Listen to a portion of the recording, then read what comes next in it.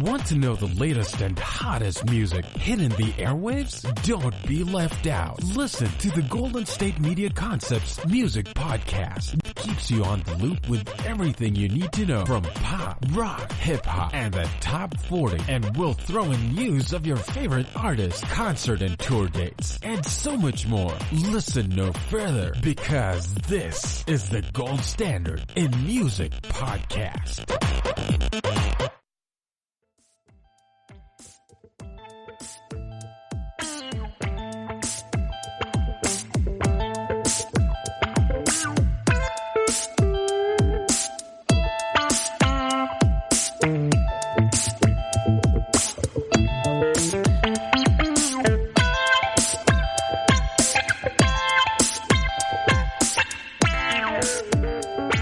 You can start now.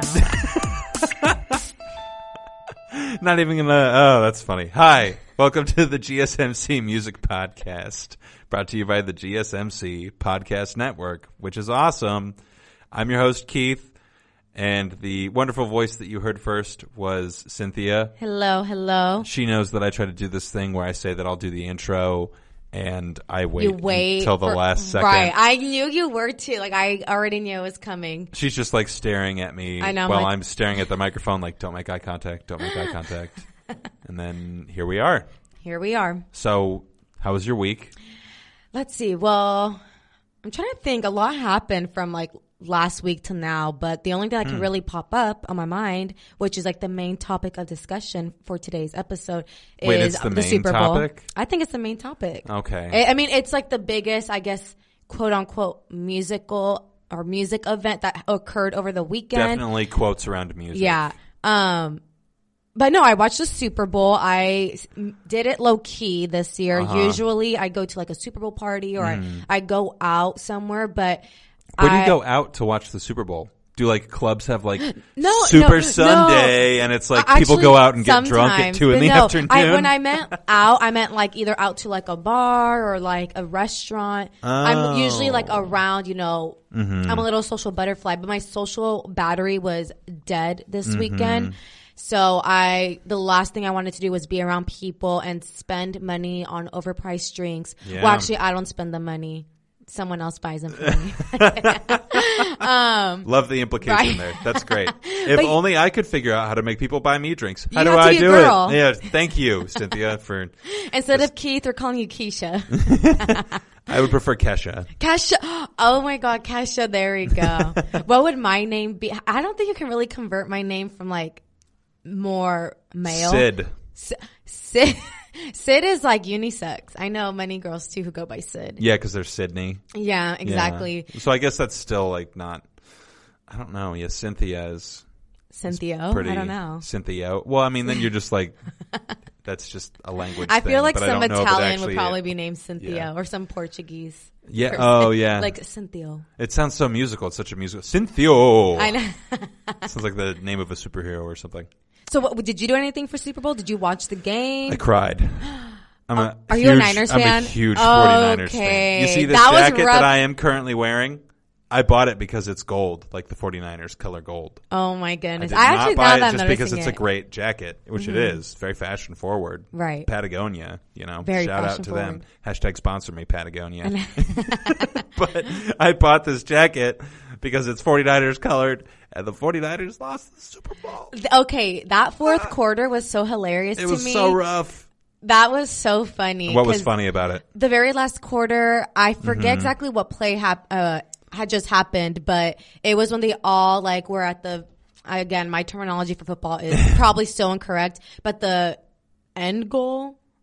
And they all like sat there and like took a picture. I think they might have intercepted the ball or something. Yes, yeah, they usually do that it after was, an It was in the interception. fourth quarter, and then literally like 12 minutes later. Yeah, like, they were losing. Yeah. Yeah. I will say this. This is the first football game that I watched that I actually understood and could comprehend a little bit like what was going on, what the flags meant.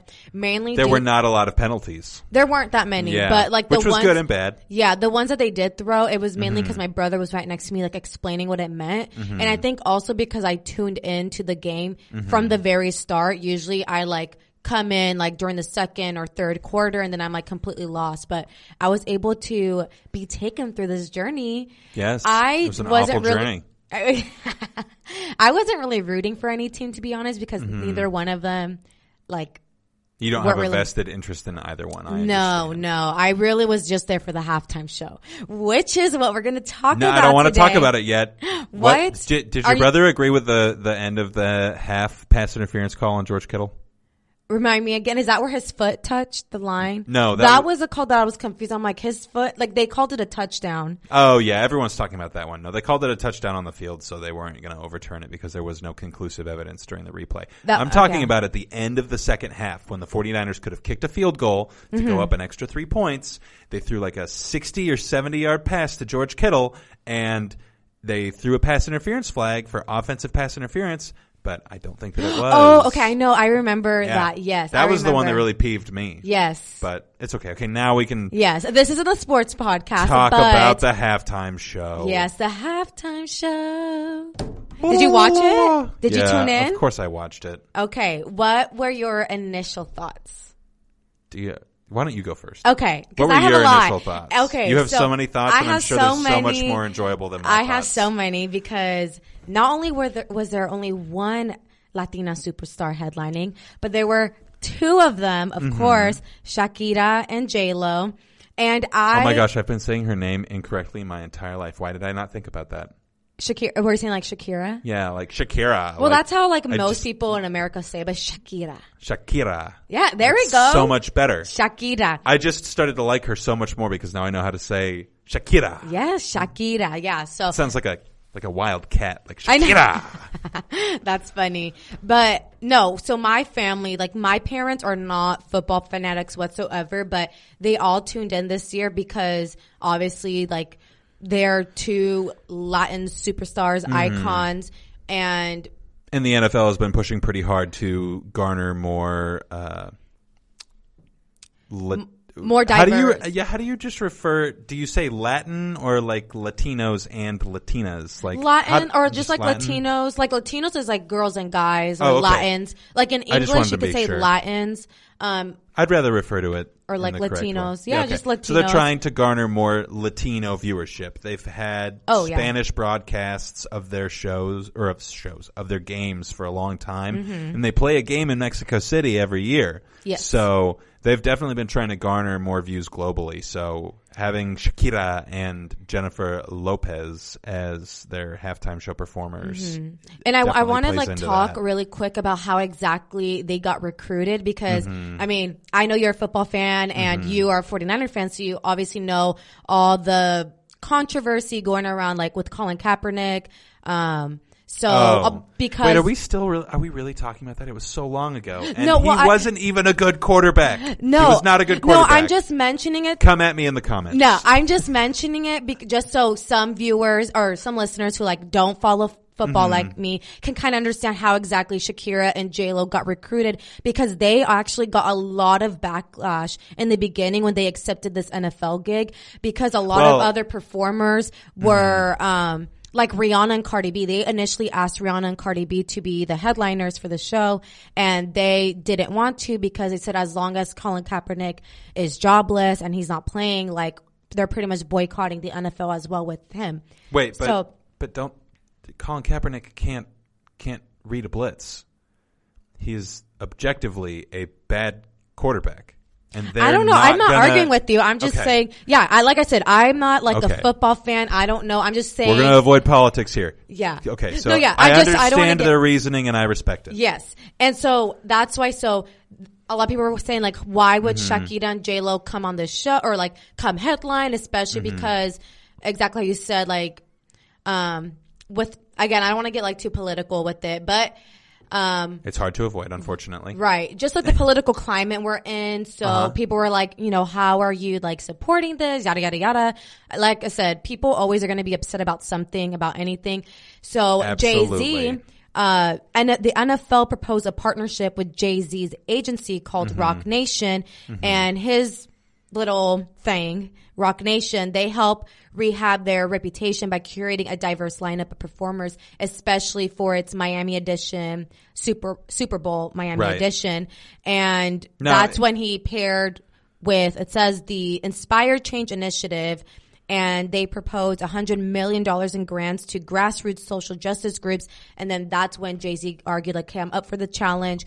And he recruited, I guess, the two most popular Latina artists, J-Lo and Shakira. Are they really the most popular? Yes. Worldwide. Shakira, I feel like a lot of people are trying to downplay Shakira because she's not super popular here in the U.S. I know way more Shakira songs than I do Jennifer Lopez songs. The only thing I know Jennifer Lopez for is Jenny on the Block.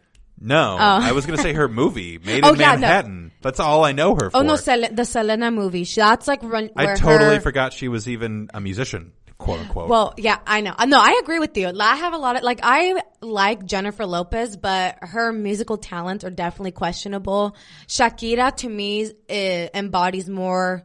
She's very musically talented. Like in the Super Bowl halftime, I didn't know she could be on the drums. She was on the guitar. She has amazing. Well, quote, none of those instruments are actually plugged in.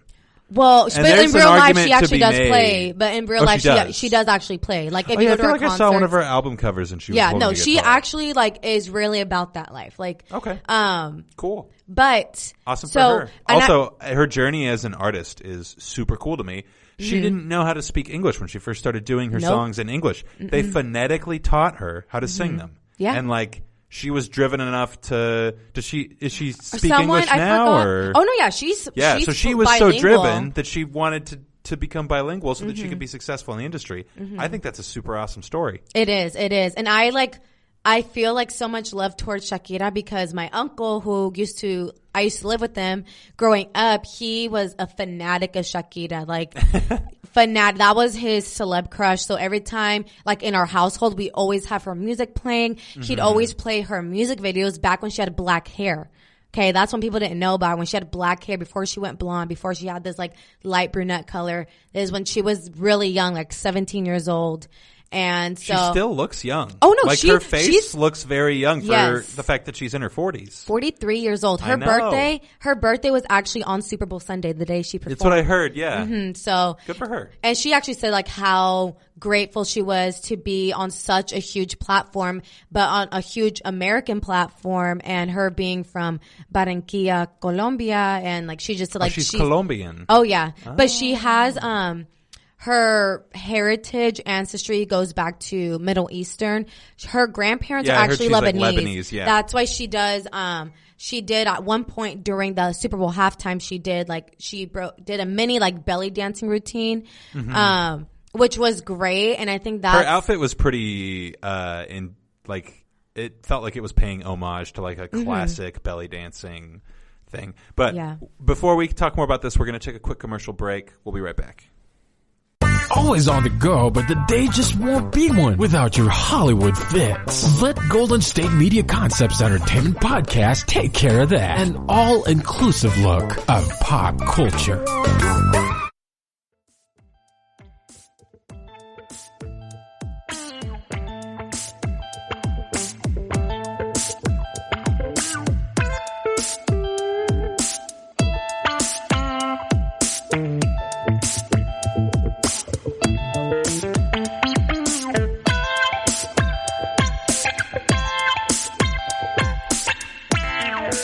Hello and welcome back to GSMC Music Podcast. I wasn't going to play you guys like Keith did in the first segment and leave you guys just hanging. Nobody is playing anybody. It's a great bit that is just between you and I that everybody else gets to be a part of. Okay, so before we get back into talking about Shakira, I have a quick question. In your research, so the NFL switched to a system where they were letting people purchase the ability to play in the halftime show. Did they stop that practice with Jay-Z's agency, or did Jay-Z's agency buy the slot and then seek out somebody to fill it? Do you happen to know?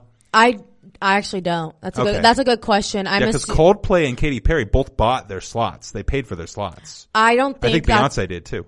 Yeah, I don't think that's what happened this year, because it is the first year that Rock Nation had some control over like the Super Bowl halftime, which is why Jay-Z and Beyonce were present at the Super Bowl. Right. And real quick before you continue, I'm sorry to keep interrupting. Oh no, you're good. I have more questions to clarify things that you said earlier. I'm like very gesticular in the studio right now, so I apologize for waving my hands. No, everywhere. you're good. But I know I talk too a lot with my hands. I'm like here, no one can see me though, so it's good. Hopefully we never collide hands and like break I each never other's fingers. Yeah, that'd be awful. Okay. So you said that Jay-Z was only willing to take on the project after there was a donation made to a specific nonprofit organization. The NFL made a donation to this nonprofit organization as part of the deal to get Jay-Z to take on the responsibility of acquiring the talent, or the NFL did it of their own accord, and then Jay-Z said, okay, you know what, you guys are for real, I'll come on and help. Do you happen to know? I'm not sure. Like when I was like reading this article, it just said that the NFL came to Jay-Z, proposed this idea, and then, but I'm not sure exactly the details of how that exchange happened. I just think that part of the music podcast that's interesting that we don't talk about a lot is the industry of music. Like the reason that we hear these things, the reason that Shakira and Jennifer Lopez were on there, like is ultimately because of the commercialization of music. So I think it's always interesting to know little tidbits about like how they got there. Oh yeah. That kind of stuff. And so I was just curious. No, and that's good. And that's exactly why I wanted to bring it up, especially for this specific topic, because as I mentioned, like a lot of they gained a lot of backlash from initially accepting this gig, just because they were saying, you know, like Rihanna didn't accept it. Why are you guys like, again, we're not trying to get political. It's just, it is what it is. But I think also what's really interesting is the fact that I feel like, Shakira and J-Lo wouldn't have been received as well and wouldn't have received as much praise if the Super Bowl had taken place in a different state. Because Miami, their population is 70% Hispanics. Yeah, and so I think surprised to see that I guess not necessarily I've been to Miami a few times, and I can 100% confirm. Yeah. Like, it's a heavy Latino population. So I feel like if they were trying to recruit these two ladies, I don't know, say in an area where there's a very low Latino population, like Arizona. Well, no, Arizona. Yeah, maybe I don't know. Maybe somewhere like Minnesota. There's not. There we go. Minnesota. Yes. I feel like they probably wouldn't have been received as well. Again, I think location was prime. Location was key into Jay-Z recruiting these two queens onto, and they still received backlash regardless. Like either way, yeah, a lot of people are there's always being like pretty negative, right? People saying that this isn't family friendly, like their outfits, Shakira's belly dancing. It wasn't family friendly. You can't say that. You can't say that. Adam Levine was shirtless and was and like that was not family friendly last either. Year. You didn't even let me finish my sentence. If you're looking for something family friendly, don't watch the Super Bowl halftime show. Or just don't watch football. There's like girls in cheerleading outfits, their dancers outfits. So I think it's I would argue that none of it's family friendly. Okay, is it family friendly for people to commit violence against each other for the sake of a sport? Like, it's a violent sport. That in itself is not necessarily family friendly. I agree with you. It's not like the cheerleaders are any less scantily clad than those performers were. Right. So the fact that people are complaining about it, like, it's not that their point's not valid. It's just that like their point's not valid. Right. Exactly. Exactly how you say, like, it's not. Yeah. So I have a question about something that's in the show notes. Yes. Not to interrupt you again, and I'm just really excited about this. So apparently some of the choreography, which we're going to have to talk about because the choreography was, most of it was pretty cool. There were a couple times where I was like, what are you doing? But that was mostly because of the camera angle. Like there's this one specific shot where the camera was like pointing upwards at an area of Shakira's body that like it did not need to be pointing upwards at. And I was just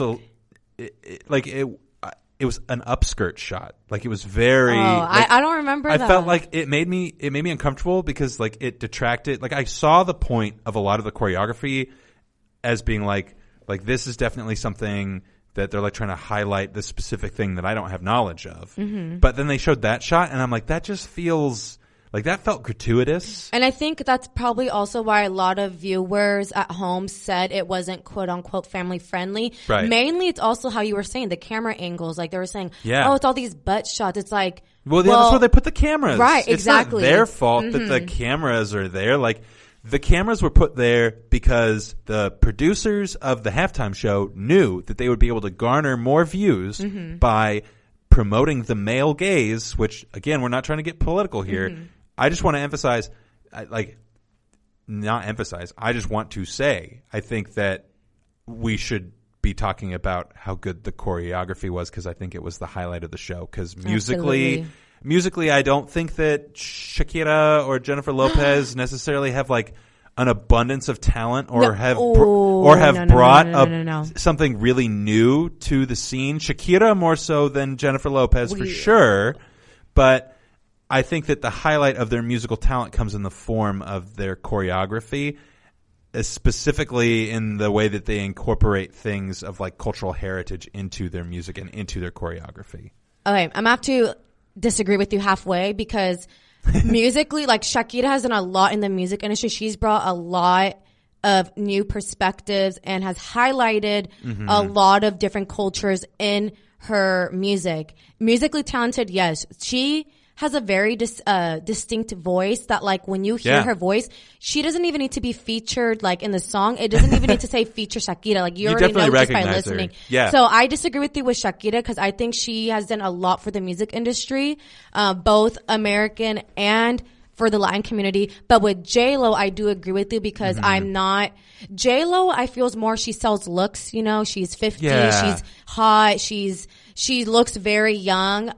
Yeah, I feel like she's more like that Disney prepackaged pop star, Jennifer And I Lopez like her more for her acting. Like, I think she's more known for her acting, like the show she's on, whereas Shakira, she's like really heavily involved in music. But let's talk about the choreo, because that's where you and I see eye to eye. Real quick, one last thing.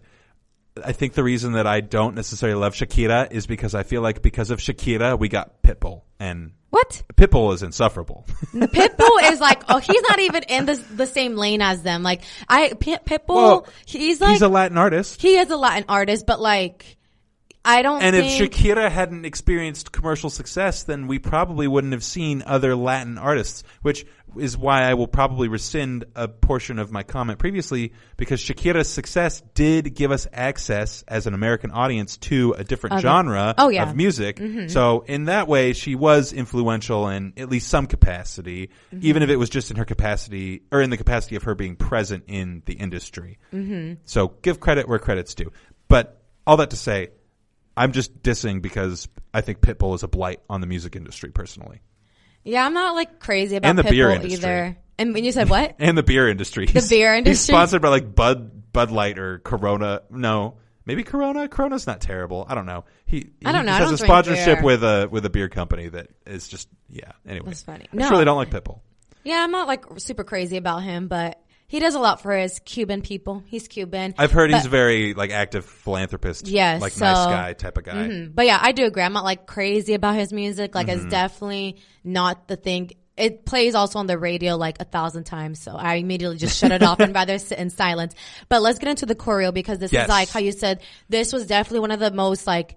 It was a highlight. Highlight, yes. Even the I hate to say the word pole dancing, because I feel like that's not like it was just a pole. It was just a pole. Like they weren't really like dancing on I know, and I don't get why people. So I get it. Poles are associated with strip clubs, but like a pole is literally just a gymnastics bar turned on its side, and it takes an equal amount of talent and strength to do anything on it that it would to a gymnastics bar. So like, I don't understand what.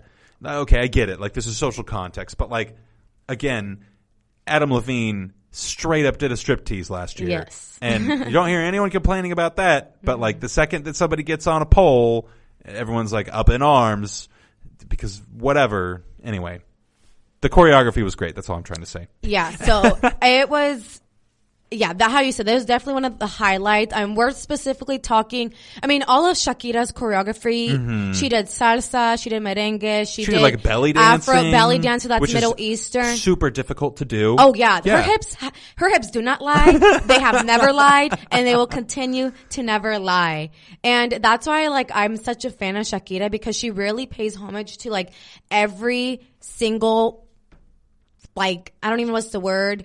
Like her cultural heritage. Right. Every single part of her. So like the Colombia, not even just Colombia, but like the Afro-Colombian influence that she sees around her in her country. And that's exactly what that very last choreo, in which she's wearing that like gold glittery outfit, you know what I'm talking about? I don't remember it, but I get what you're saying. So that was an Afro-Colombian dance crew, and also a swing Latino salsa troupe. And these are like the roots of that type of dancing that she did. It's African roots of Colombian traditions, and they're folk dances that are called the champeta, which is a lot of like footwork. And then I noticed mapale. that. Yeah, so if you see, it's a lot of footwork, and like even like I don't know like the instruments, but you can just tell also by like the Afro beats. The Afro beats. And I love that she paid or that she brought light into Afro-Colombia, because a lot of times within Latino community there's very little representation for Afro-Latinos. Like, a lot of people don't even know that Afro-Latinos are a thing, or like or a group of people. Well, I mean, not to get too historical here, but like South America, part of the reason that they have such a heavy Afro-Latino heritage is because slavery was legal there for much longer, because they were not nearly as awful. I mean, it's awful to own slaves, period, but they weren't as awful in that practice as Americans were. Right. So it lasted a little bit longer. And in addition to that, because of the crops that they were farming, the proximity that they had to their slaves was much closer. So the slaves there had a much heavier influence on the culture around them. And a lot of people just don't know that. They're getting sports, they're getting history, they're getting music today. Wow, they're getting it all today. And so not only does she like, you know, highlight like Afro-Colombian folk dances, like we said, she did like the belly dancing, which is Middle Eastern influence. And then really, did you see that part where she turns to the camera and she goes, yeah, I did. When you asked me if I saw the show, I went, yeah. So there's a lot of memes. It's pretty funny. It was funny because but I also respect it. Yeah, no. Well, when I first saw it, literally my family and I, we all looked like, what was that? Like, we thought it was just her trying to like be funny. But then later on, when I read that like little celebratory tongue thing that she did, it actually is from Arab culture, and it's called the Zagruta, and that signifies joy. So apparently in Arab culture, when you feel extremely happy, you let out that like tongue thing that she did.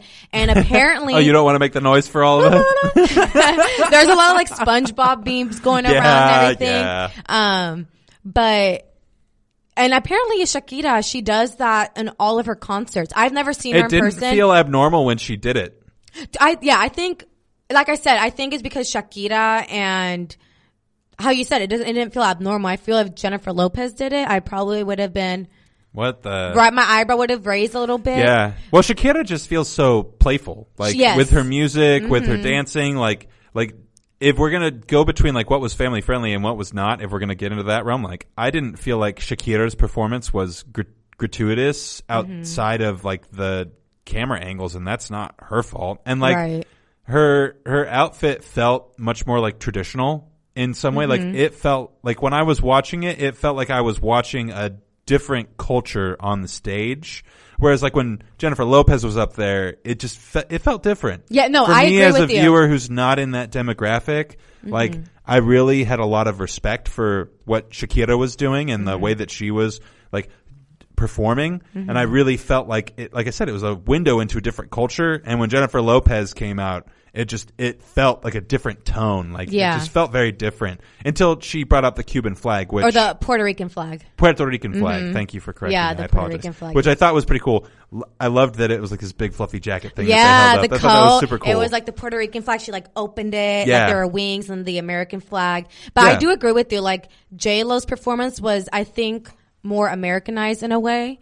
So, but overall, I enjoyed the performance. I loved how multicultural the stage was. Like, we got a little bit and piece of everything. And lots of great representation, in my personal opinion. If they could have just, like, not been so lame with their camera angles, I feel like it would have been received better, a lot better. I feel like they played to the wrong audience, honestly. Like, the producers were like, get these shots, get this shot, get that shot. And, like, what they were thinking that, like, oh yeah, I don't know, white dudes are going to love this. Like, they should have just, like, I don't know, the demographic of who watches football is changing. And, like, they should have given more respect to these people who are performers rather than, like, encouraging this objectification of them by doing these specific camera angles. Because, like, there's too much money in the Super Bowl for it to not have been intentional, in my opinion. Oh, absolutely. Honestly, which is where my frustration or my discomfort comes from, is like, why are you trying to sell this to this demographic? They're like, they can go get that anywhere. They're not interested in that particular thing. Like, sell this to the people who actually want to buy it, and, like, don't make the people who don't want to be made uncomfortable by being weird about it, you know? And then, and don't detract from what they're doing on stage by using weird camera angles. They, as performers, as choreographers, as musicians, I just feel like they deserved more respect than what the producers gave them with the way that they filmed the whole show, is how I would phrase it. I agree. But I loved it. It was also the first time there was ever a Latino duo to which is headline. Super cool. So I think hopefully we get more diverse shows. Maybe we'll see get some more people next year. Yeah, it'd be cool. So on that note, we're going to take a quick commercial break. When we come back, we're going to talk about some records that we really enjoyed in this last week. And awkward silence before the commercial break. He's like, yeah. We'll be right back. Tired of searching the vast jungle of podcasts? Now listen close and hear this out. There's a podcast network that covers just about everything that you've been searching. Hey! The Golden State Media Concepts Podcast Network is here. Nothing less than a podcast bliss with endless hours of podcast coverage. From news, sports, music, fashion, cooking, entertainment, fantasy, football, and so much more. So stop lurking around and go straight out to the Golden State Media Concepts Podcast Network. Guaranteed to fill that podcast itch. Whatever it may be. Visit us at www.gsmcpodcast.com. Follow us on Facebook and Twitter, and download us on iTunes, SoundCloud, and Google Play.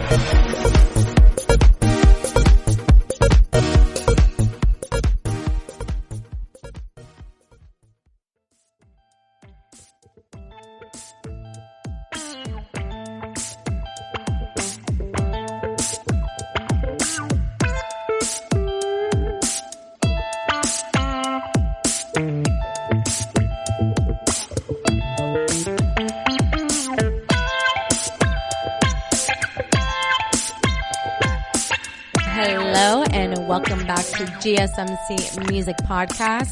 I feel so awkward now every time I bring us in because I feel like, should I do the awkward pause now? And I'm like watching Keith, like watching me. I'm like, when should I start now? Yeah, I mean, you waited. I know. That's why it's so funny. That's why it's so great. It's like this like weird anxiety that builds inside me. I'm like, okay, when like, oh, well, now when I feel I'm ready to go, I don't want to make you anxious. No, it's good. You can give the introduction whenever you'd like to. If you wanted to wait until now, like if we're at 33 seconds and there's been like an awkward pause. I wouldn't do that. I wouldn't do that to the listener. I would. They probably like turn up their volume all the way. Like, what is going on? Yeah, where's the voices? Right. Oh, that's great. Okay, we're doing that. Next week, be warned. It's happening. Uh-oh. Yeah. All right. Totally different topic. Completely different topic. Nowhere near as politically charged. No. And so I chose this album. I guess it's like the album of the week. Yeah, so we're going to talk about like our albums of the week, like things that we listened to this week. So this is an artist that I literally just discovered this morning because I feel like there's not a ton of new music or there's a lot of like singles out right now. We're kind of in a lull for new records. Like there's been a slow time. Yeah, there's been a few good ones, a few, and obviously there's records getting released all the time because there's bands like everywhere. There's so many bands. But like as far as like notable releases, haven't been a ton lately. Right. And so this one, she is like a new artist, especially if you're like an R&B, neo soul, a vibey person, lover. I don't know if I'd call her vibey.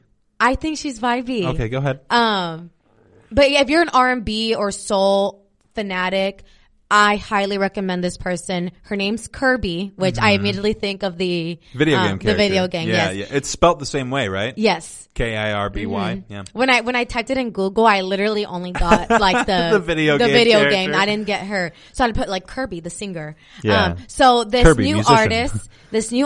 artist, she identifies as a neo soul artist, for this or not an album. It's an EP. Yeah. Only 7 songs. Thank you. And for, it's, yeah, I'm going to correct clarify. nomenclature. And it's called Sis.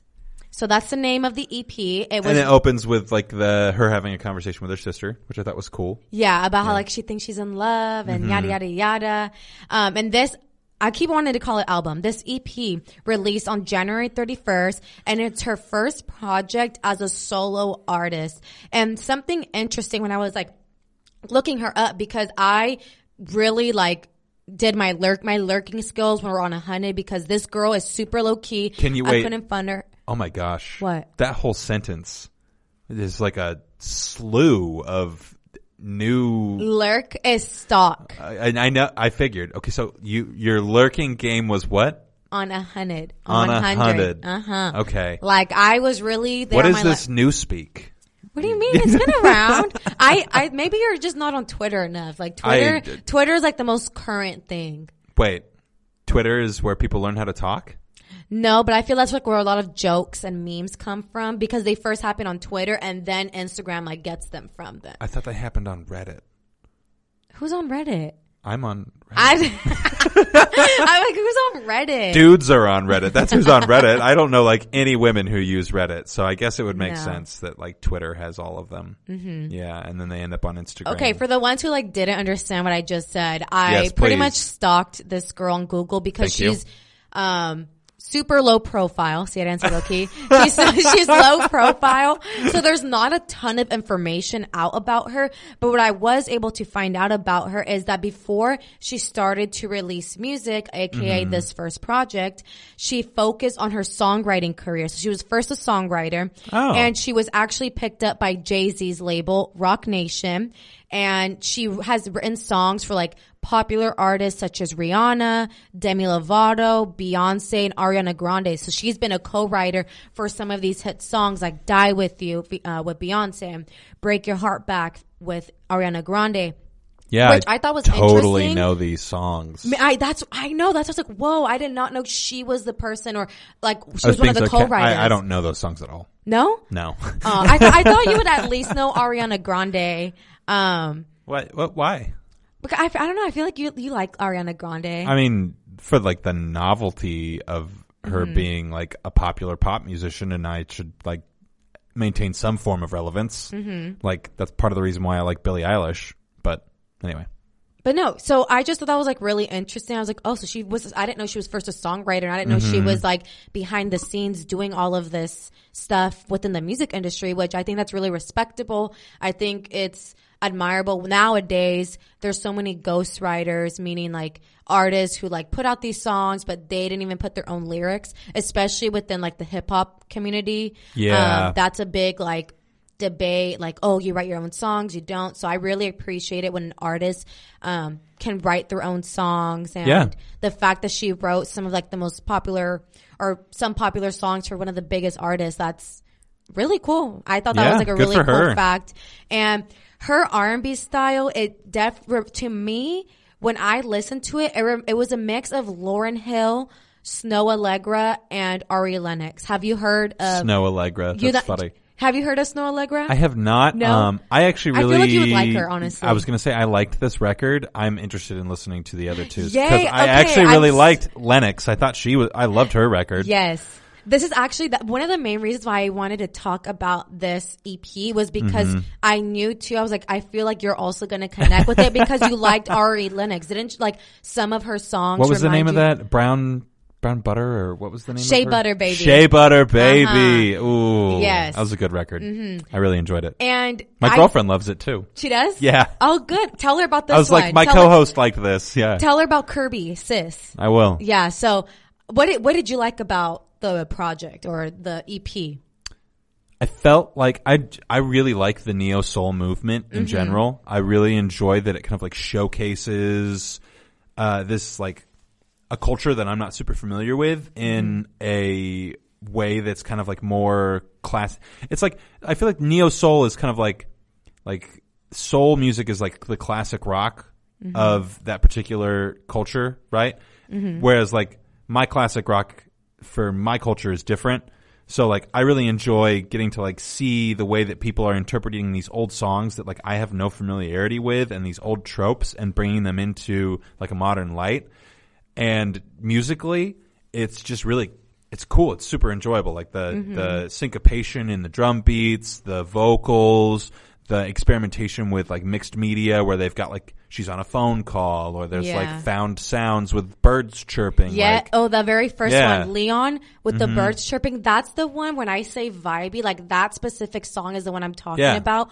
It's the very first song in the track. And like, when I listen to that song, I picture myself being outside on a hill, like looking up and like soaking in the sun for some reason and just enjoying the song. So I definitely appreciated that song in specific. Was there one that really stood out to you, or did you just collectively as a whole really enjoyed the whole EP from start to finish? So I did really like the whole thing. Two songs that stood out to me were Kool-Aid and We Don't Funk. Yes, and We Don't Funk was my favorite. Like, we don't funk till after dark. Like, and it so was like good. 70s theme, like very funky vibe. Yeah. I loved it. I loved that one too. That was probably one of my favorites.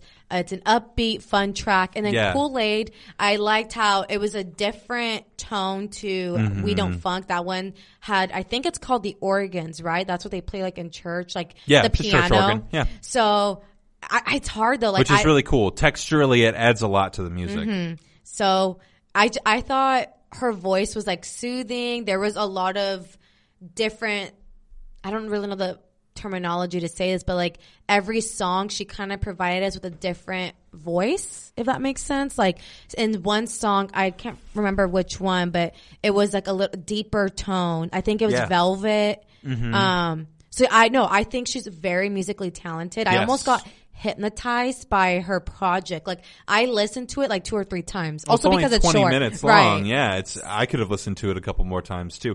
I definitely like I have a playlist of like songs that I've kind of like found that I add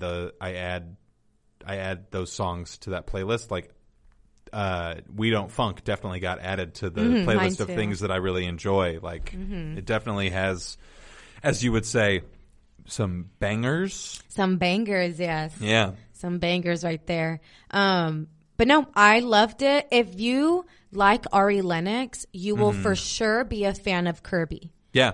Yeah. And I actually kind of liked this record a little bit better. This EP, just a tiny bit better. It felt just a smidge less commercial. She's very authentic. Like that's what I got. I was like, it's different. How you said, it's kind of like a different space for me as well, neo soul. So I really enjoyed it from start to finish. I like that it's short too, because I just kind of like, I think I'm able to it's tune a quick in. escape. Right. Yeah. Exactly. So. And it's nice that it has like one of the great things that I love about funk is that it's heavily influenced by jazz. So you get this with neo soul and like this type of stuff, you get this like funky vibe with like a little bit of these like jazz chords that you wouldn't normally hear in music in general. And like, I really appreciated what that brought to the songs on the EP, especially like Kool-Aid has a ton of those kind of like, because it feels kind of uncomfortable as it's going through harmonically, right? And the reason for that is because of these jazz chords. You add a particular note into the chord that makes it feel kind of like unstable. Exactly. And I thought that she used that really effectively. I'm excited to see what the future holds for her, honestly. Yeah. And the fact that this is like her first, mini project. And I think I'm so surprised I've never heard of her. But again, she's clearly been behind the scenes. She hasn't put music out. So I'm definitely going to keep up with her. And if she releases more music, we're going to have to... We'll talk about it. Yeah. And Snow Allegra, too, because I think you'll like Snow Allegra. So, yeah, I'll check her out. Maybe in the future episodes we'll bring up her album. But let's talk about your album pick for this week, because it's a different genre. Completely different genre. It is the new Wolf Parade record. Wolf Parade is a band that's been around since like 2003. And if you have similar music taste to me, then I'm sure that you've heard of them. This is their 5th studio record, and people seem to be pretty excited about it. What's the record called? Thin Mind. Thank you. Okay, yeah, it's called Thin Mind. Wolf Parade's Thin Mind. And like everybody who's kind of like in the scene of music that I listen to has been talking about it. Everyone's like, oh, there's a new Wolf Parade record. But what's funny about Wolf Parade is that all of the members of Wolf Parade are more famous for the other things that they did outside of that band than they are for being in Wolf Parade. So like, 3 of the members worked on a project called the Handsome Furs.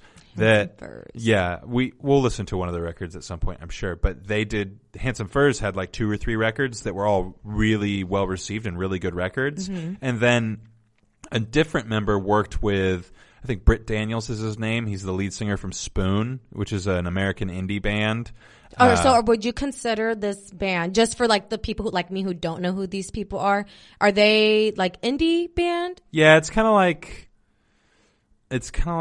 Vampire Weekend with a touch more punk. Okay, is how I would describe it. Okay, I know Vampire Weekend. Yeah, exactly. So, and then there's one more person in the group who was who worked with Britt Daniels in a group called the Divine Fits, which they were super well received by like the music community as well. So it's just funny that like all of these people who are in this band, Wolf Parade, it's almost like a super group, but it wasn't a super group because none of them were able to do all that stuff until the success of their first record, which is escaping me right now. So the record was produced by John Goodmanson. And it's their first record since they lost their original lead guitarist. He quit the band. And you might know John Goodmanson. I thought you were going to say like he died. Because when I was reading that, I was like, by losing. I was like, he died. No, he quit. Oh, okay. So, John Goodmanson has worked with Wu-Tang Clan, Death Cab for Cutie, Pavement, Bikini Kill, and Sepulchre. And like the diversity of bands that producer has worked with I thought was super interesting because he's worked with like everyone from like grindcore metal up to like hip hop, R&B, rap stuff with Wu-Tang Clan. Everywhere. So when I was reading about this record, people seem pretty hung up on like how good their first record was, and they're not really. Every review I read was like, oh, it's not as good as the first one, and like. When I first listened to the record, I thought like, oh, this is kind of forgettable. Like, I don't love Wolf Parade. I don't think that they're super great, but everyone thought really highly, or I thought people thought highly of this record, so I figured we should talk about it. But yeah, like their last record, Cry, Cry, Cry, I didn't love it. I felt like, again, it was just super forgettable. It's just like, oh, hey, look, Wolf Parade's back with another Wolf Parade record. Like, people who like Wolf Parade, like, you'll get your fix from this record. But like, after reading the reviews about how everyone's so hung up on their first record, I realized like they're dead on. Like this record feels like they're trying to recapture some sort of like musical energy or like musicality that they had when they made their first record back in like 2004 or 2003 and try to like put it down on paper again and record a new one that's just like it. But ultimately it just made it feel kind of like insincere, and like it has its highlights. It has good parts. There's a couple good tracks on there. I liked Town Square a lot. But other than that, I was not a huge fan. Not a fan. But you wanted to talk about it because a lot of people are digging the album. I don't know. I don't know if I'd say digging. It's just that like a lot of people in the who are into the same music as me are talking about the fact that there's another one because Wolf Parade was on a 5-year hiatus. Oh, okay. From 2011 until 2016. Do you think maybe that's why this record was trying to almost be like a replica of their first one because it's been a 5-year hiatus? This is kind of like their comeback record. Maybe this is their second record since they came back. So Cry Cry Cry was their first record since their hiatus. Oh, okay. And that came out in 2017. So they split up from 11 until 16 and then they just came back. So, but overall, I recommend it for like a one-time listen. But I don't think if you're a Wolf Parade fan. Yeah, if you're a Wolf Parade fan. But if you're not, then like just listen to their first record. You'll have more fun. So then, what other band or artist would you recommend for those who have the same music taste as you and who are kind of similar to Wolf Parade? Who maybe listen to this and like they're like, not my thing. I have a hard time recommending artists because I feel like there's just not a ton of artists available in this particular like vein for them to listen to. I also don't remember any band names off the top of my head, but I mentioned before Handsome Furs. They're really good. They have a record called like Plague Park or Plague Parade. I can't remember. And that one is really good. And then the Divine Fits record is amazing. And it's called Introducing the Divine Fits. And I can't recommend that one enough. That's a great record. But if you like Wolf Parade, I'm sure you've already listened to those two records. And if you like the same music that I do, you've probably listened to at least one of them. So they're definitely fun. I'd give it like a solid, I don't know, like 6 out of 10. Like 6 out of 10. It's not great. I mean, if you like the same music that I do, go listen to Kirby. I really liked Kirby. Kirby, yes, sis. There we go. It's the superior record this week. Definitely love it. We covered a lot today. We did. Shakira, Jennifer Lopez. Kirby. A little bit of Wolf Parade. Yeah, but that's all we've got for you today, guys. So thank you for joining us. We hope that you enjoyed the show. Definitely give us a good review. Like, share, comment, subscribe so you don't ever miss an episode from us. Follow us on social media, all that good stuff. All right. Well, thanks, guys. Have a great week. Jinx. You've been listening to the Golden State Media Concepts Music Podcast, part of the Golden State Media Concepts Podcast Network. You can find this show and others like it at www.gsmcpodcast.com. Download our podcast on iTunes, Stitcher, SoundCloud, and Google Play. Just type in GSMC to find all the shows from the Golden State Media Concepts Podcast Network, from movies to music, from sports to entertainment, and even weird news. You can also follow us on Twitter and on Facebook. Thank you, and we hope you have enjoyed today's program.